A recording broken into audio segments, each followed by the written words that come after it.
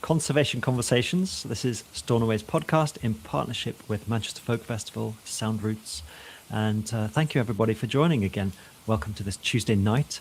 It's a regular feature since about 1 year ago, January, February 2025, when myself, Ollie, noticed that the Manchester Folk Festival lineup was full of my favourite folk players, and I decided to bring them up and say, can I chat to all of them, which would help with the promotion of the event. And then they asked me to do it again this year.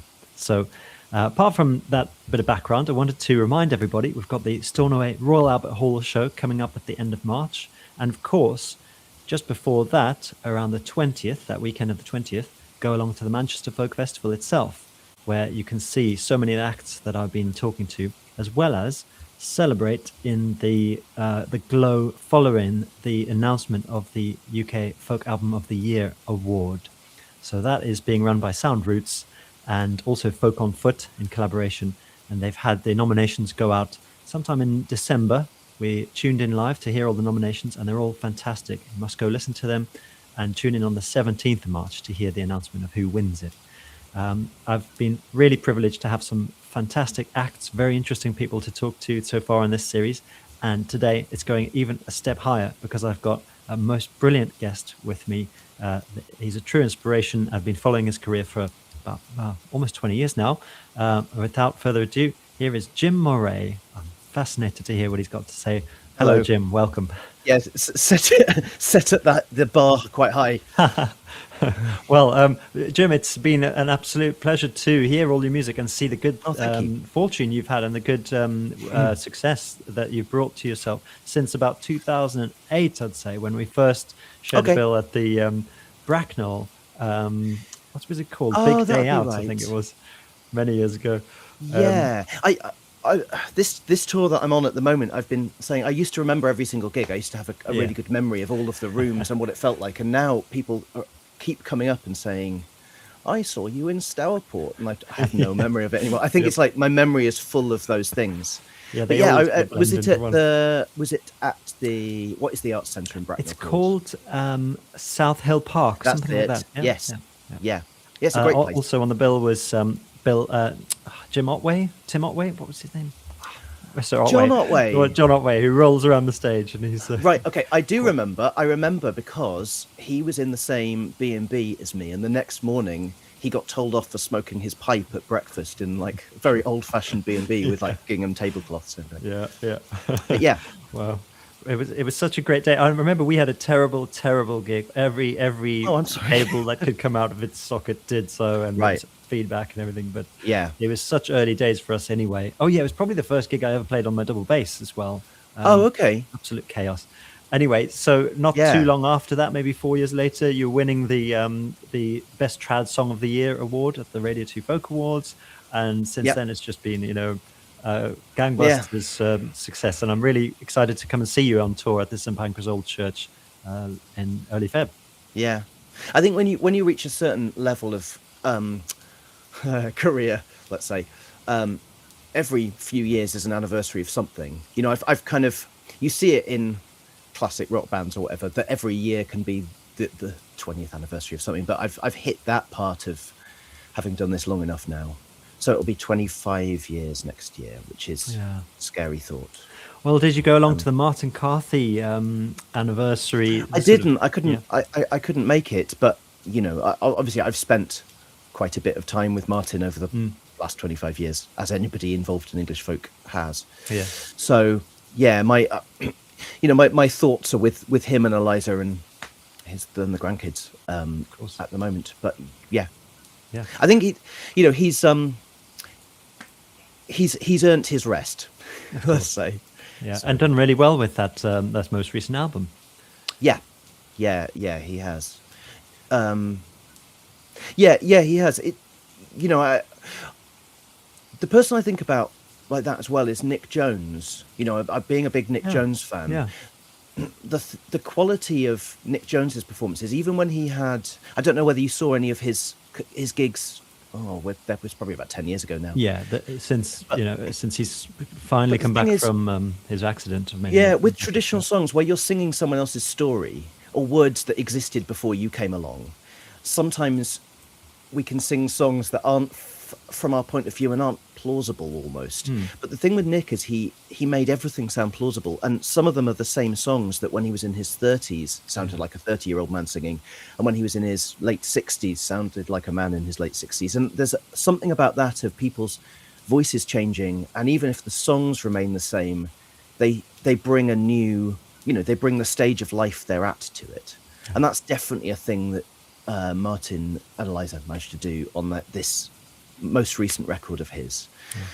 He's not pretending to be anything other than 84.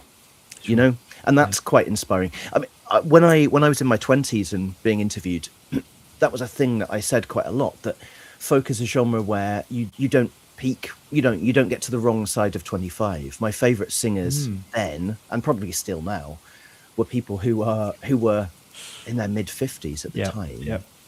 So I really feel like it's a long haul, and folk singers are at the height of their powers the older they get, in a way.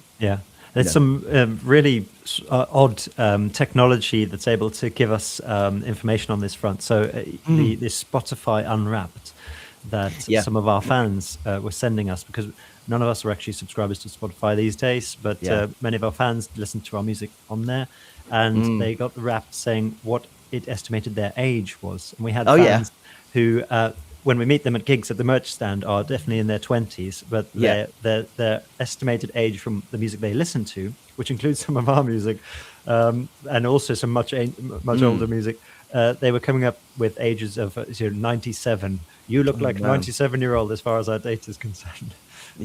Quite interesting. But think about the age of the singer and the age of the listener and how those interact. A thing that I've been remarking on a little bit now I'm back on tour has been, since the pandemic, I think everybody's audiences are still down slightly. But the interesting thing to me is that when I started playing in my early 20s, and all of the people of my sort of generation, we were playing to people our parents' age who had been there since that second folk revival. Maybe, my mum and dad met running their university folk club in 1976 or whatever. And those people were still the bulk of the audience. And the audiences that have dropped away, for perfectly understandable reasons, really, are that generation of musicians. So this is the first time, really, I've played to an audience that's a majority my own age, ever. It's interesting that I'm basically playing to a middle-aged audience again, like I was in 2002. It's just now I'm the same age as them. Sure. So that I find quite reassuring, because because there's a rapport and there's a way to relate to that audience that comes a bit more naturally, I think. Well, there are also significant young audiences coming in. There are young audiences. I'm not sure they're coming to my gigs, is what I'm saying. And quite rightly too. I think I find that quite hopeful, really, that I'm speaking to people who are the same age as me for the first time. Well, I can't wait to come and see that show, the St Pancras one, with, of course, Maz O'Connor, who's been a guest on this podcast earlier in the season. I've known Maz for a long time. I've known Maz since she was a teenager, obviously, and I produced a few of her albums back in the midst of time. But so far, it's been really nice to hang out with her. It's because we're both people who tour on our own. So there's no one helping. There's no one else in the car. So having that touring unit of someone you have a rapport with is also great. So Well, I would love to ask you a couple of conservation conversation questions here. And these are the kinds of things that will give us that insight, similar to now we're seeing into the sort of touring lifestyle and the way you relate to your audience. I'd love to explore a bit about how you balance the old and the new in your tastes, and perhaps how you put together a set list. What's your favorite example musically of something, a song or a performance you've seen where you're seeing the fanning of the flames of tradition, but a bit of innovation as well? I think I'm very careful. Well, actually, I'm not very careful about it. I don't find it very helpful to think of those as opposing forces. I think people sometimes think that they're opposites. Like tradition is conservative with a small c, and innovation is a progressive force, and they pull in opposite directions. That seems to be how people relate to it sometimes. But I'm not really interested in innovation in and of itself. What I'm interested in is being interesting, and that covers both bases. So I find it really interesting that there is music that existed long before I was born and will continue to last a long time afterwards, and also has been refined by many hands. It's really good. There's that Cecil Sharp quote which I saw recently. I think Poor Creature, who were up for the Folk Album of the Year, have it in their press release, which is that Cecil Sharp said that old music isn't good because it's old because it's good. You know what I mean? So they are great songs that have been refined by people, and other people have done a lot of the work on them. So I find that interesting. And then I find it interesting to break down what can maintain a audience's attention, to tell the story and make sure that from a nuts and bolts way, it's constructed in a way that has the maximum impact, and the instruments and the arrangements are doing some of the heavy lifting of the emotion as well as just the voice, and everything is coming together. So I find that really interesting. So that's the things I'm interested in making, and the things I'm interested in listening to are the ones who have that as their driving force. I want to hear something that hooks me in. So the things that came to mind are, I am a big June Tabor fan. And I think because she's sort of quietly retired at some point in the last 10 years, she's not as prominent amongst musicians younger than me as she should be. But, to my mind, is the best to ever do it. Especially the second half of her career is with a pianist called Hugh Warren, who's, on guitar I've got lots of influences, but on piano I just want to be Hugh Warren. Okay. I always have.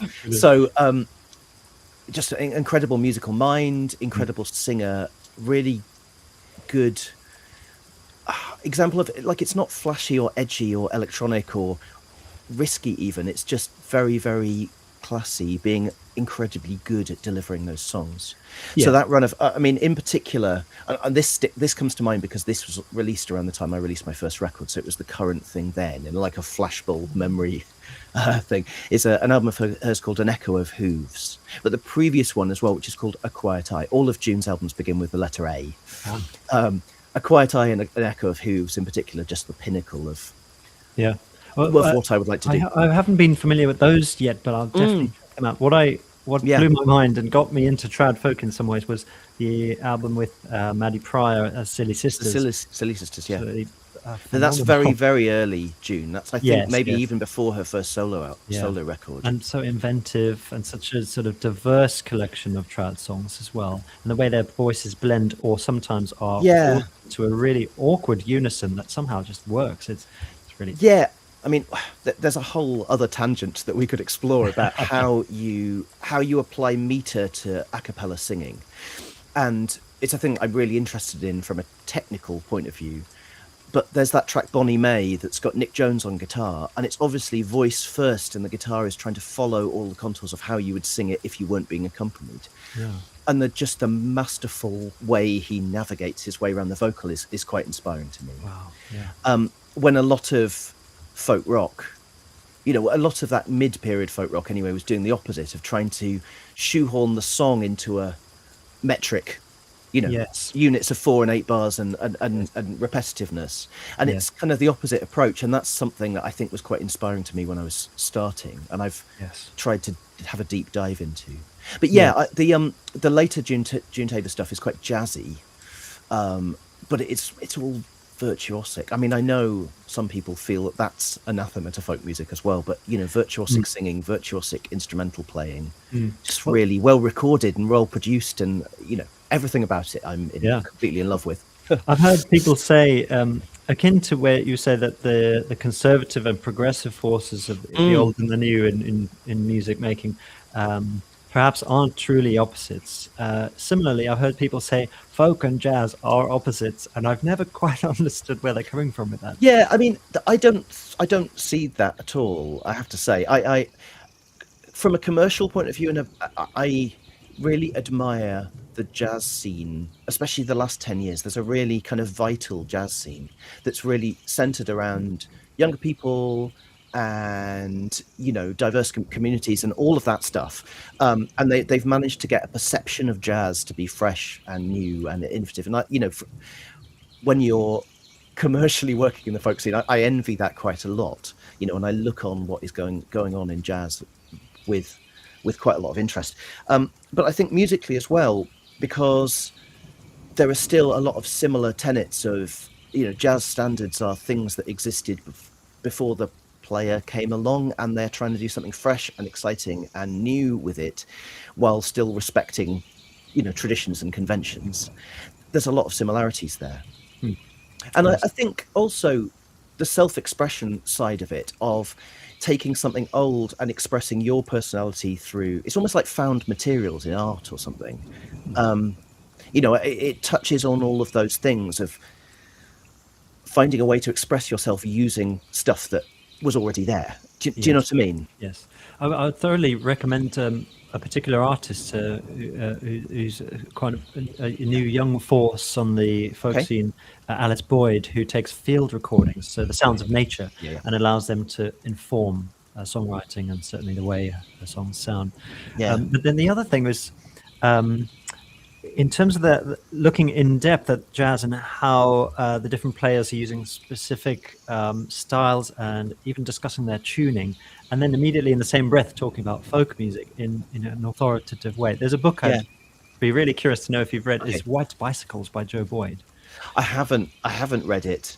It's on my list. It's been on my list for a long time. Yeah. Well, if you're into audiobooks, he narrates it himself, which is always a really good way. You know what? I was thinking the other day of consciously getting into audiobooks because I have so little time these days. Because I have 2 kids now, I have so little time, and I've been listening to a lot of podcasts, but I'm sort of scraping the barrel of podcasts a little bit. And there's a book that I really want to get the audiobook of. Elizabeth Alker used to present on Six Music and is now a presenter on Radio 3. It's written a history of British modern classical music, so classical music of the 20th century, I think it is. But I heard her interviewed about it, and that was really intriguing and it's something I really want to delve into. So I'm thinking of getting it for tour next week. I'm going to try and do the audiobook of Elizabeth's book. I will definitely add that to my list as well. So that's my swap. So Joe Boyd, sure, for Elizabeth. So, and well, then that sort of brings us into our next question. So, talking about getting out on the road and seeing